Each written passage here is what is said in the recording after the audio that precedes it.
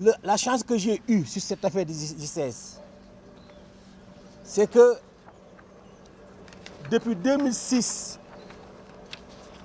précisément le 20 mai 2006, j'ai commencé à alerter sur les JCS. Mon premier article dans Walfadjri date du week-end du 20 et 21 mai 2006. Article repris par le quotidien le lundi 22 mai. Pour te dire que donc, c'est un dossier que j'ai eu la chance de suivre à temps réel. Ce suivi à temps réel me permettait à l'époque d'écrire régulièrement des articles de presse que j'ai eu par la suite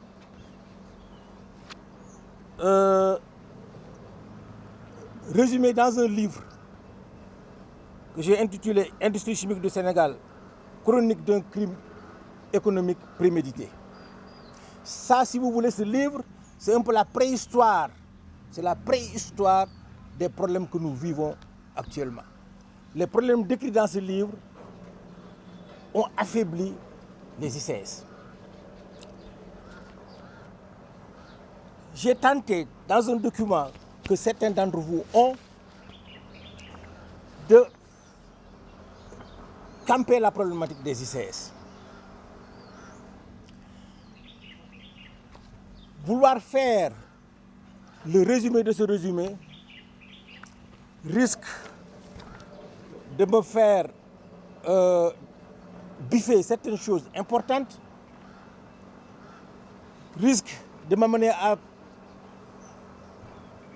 mettre sous le coude certains points importants. C'est pour cela que je pense que je vais prendre 10 minutes, pas plus, 10 minutes, très rapidement, pour vous lire ce document. Parce que c'est un document qui résume la problématique. La problématique aujourd'hui des ICS, c'est dans ce document-là que je vais très rapidement vous lire. C'est un document qui décrit dans un premier temps la situation actuelle des ICS. Dans sa partie 1. Dans sa partie 2, comment les problèmes que j'ai décrits dans la partie 1 ont été générés. La situation actuelle et comment on en est arrivé à cette situation actuelle. Et puis ensuite, maintenant, en troisième point, rapidement, les solutions, la solution qui est voilà, préconisée, rapidement. Problématique des industries chimiques du Sénégal. Grand 1, la situation actuelle. Depuis 2014, les ICS sont sous le contrôle du groupe indonésien Indorama qui possède une filiale en Inde pour les engrais. Indorama India Private Limited. La structure actuelle du capital des ICS. Indorama, 78%, gouvernement du Sénégal, 15%, IFCO, 6,78% et le gouvernement de l'Inde, 0,22%. Je signale que IFCO, depuis le début, depuis la création des ICS, IFCO est le partenaire traditionnel et le client unique des ICS pour l'acide phosphorique.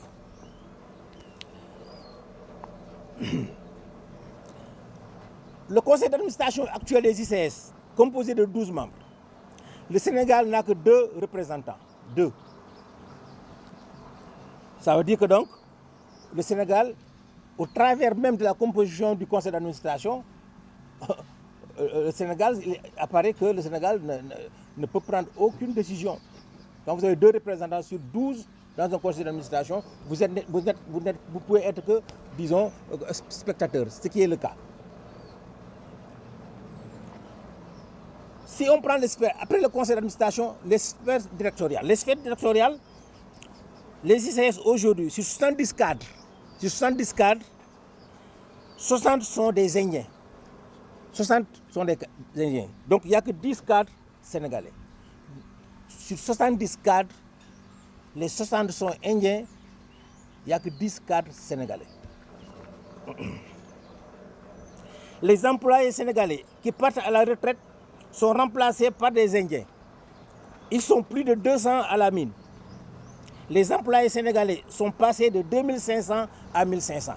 Déjà dans la presse, depuis un certain temps, il y a la direction des ICS qui menace, entre guillemets, qui tire sur la sonnette d'alarme, comme quoi les ICS risquent de s'arrêter. Il y a 5000 emplois qui risquent d'être perdus. C'est de l'intox. C'est de l'intox. Parce que même du temps de sa splendeur, les ICS n'avaient jamais atteint ce chiffre. C'est 2500 directs. Et puis, si on tient compte des emplois indirects, peut-être que c'était 3000. Alors, donc c'est de l'intox. Ça, je vous le dis, vous l'avez vu dans la presse, bon, vous êtes du métier, c'est de l'intox. Du temps de sa splendeur, les ICS n'ont même jamais atteint ce chiffre. Aujourd'hui, il n'y a pas plus de 1500 employés sénégalais aux ICS. Pas plus, c'est le maximum. Pour la sous-traitance, les sociétés sénégalaises sont quasiment réduites à néant. La priorité des biens et services sont d'origine indienne. Il y a beaucoup de produits que les Indiens pouvaient acheter sur place. Mais non, ils les importent. C'est comme s'ils visaient en vase clos au Sénégal.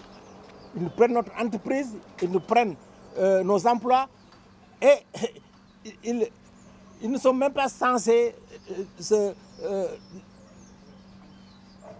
s'approvisionner sur place pour certains produits. Ils préfèrent les importer.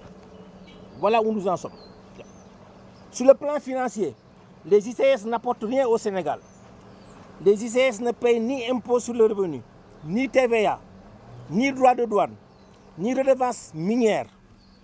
Les redevances minières auxquelles toutes les sociétés minières de la place sont entièrement soumises. Sur ce volet, les redevances minières, les ICS doivent plus de 200 milliards au Sénégal. Donc c'est ça l'actualité. Hein? Ces fameux 200 milliards que maintenant la presse est en train de relayer, évidemment nous l'avons souligné depuis lors. Donc 200 milliards, c'est une dette réelle. C'est de l'argent que les ICS doivent à l'État. Je ne parle même pas de la TVA, tout ça, sur lesquels on peut revenir. Mais ça, c'est réel. C'est d'une redevance minière. Les ICS n'en sont pas exonérés. Sur le plan agricole, les ICS ne servent paradoxalement à rien. L'usine d'engrais de Mbao, capable de produire 250 000 tonnes par an, ne satisfait pas actuellement l'agriculture sénégalaise qui a besoin annuellement de 150 000 tonnes. A fortiori, elle n'exporte plus dans les pays cotonniers. L'usine ne reçoit plus l'acide phosphorique nécessaire pour produire. Le Sénégal n'a jamais eu de problème d'engrais, jamais. Notre demande nationale a toujours été couverte par les ICS, depuis que les ICS existent. Mieux, nous exportions de l'engrais en Afrique, particulièrement au niveau du Mali, du Bénin, du Tchad, ces pays cotonniers. Ces pays cotonniers, nous étions leurs principal fournisseurs. Et puis c'était des appels d'offres internationaux auxquels nous participions et nous les gagnions haut la main. Ce n'étaient pas des marchés de gré à gré. Appels d'offres internationaux, les ICS participaient régulièrement, nous gagnions. Nous étions les maîtres du jeu au niveau du marché des engrais. Aujourd'hui, on n'exporte même plus un gramme d'engrais. D'abord, avant d'exporter, il faut satisfaire ses besoins locaux. Aujourd'hui, le Sénégal ne peut plus. Pourquoi? Parce que justement, les maîtres du jeu, les Indonésiens, l'acide phosphorique fabriqué par les ICS est totalement exporté vers l'Inde. L'acide phosphorique, c'est la matière première de base pour les engrais. Acide phosphorique obtenu à partir du phosphate, le fameux phosphate.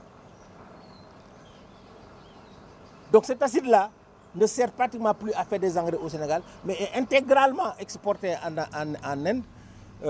Pourquoi faire? Pour fabriquer des engrais pour les Indiens. Voilà un peu de manière brutale comment on peut décrire la situation. On prend notre phosphate, on fabrique de l'acide phosphorique, qu'on exporte en Inde intégralement pour fabriquer en Inde des engrais pour les besoins de l'agriculture indienne. Pendant ce temps, nous, on est dans les problèmes. On est dans les problèmes, on cherche à avoir où trouver des engrais.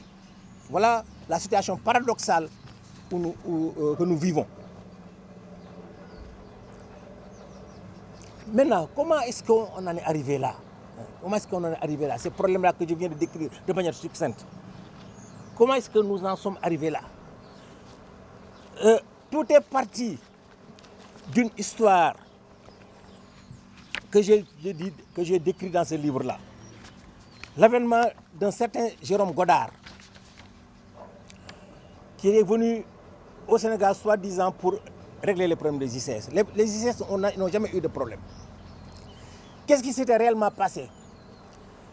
C'est que justement, étant donné que les ICS avaient une très bonne santé financière et économique,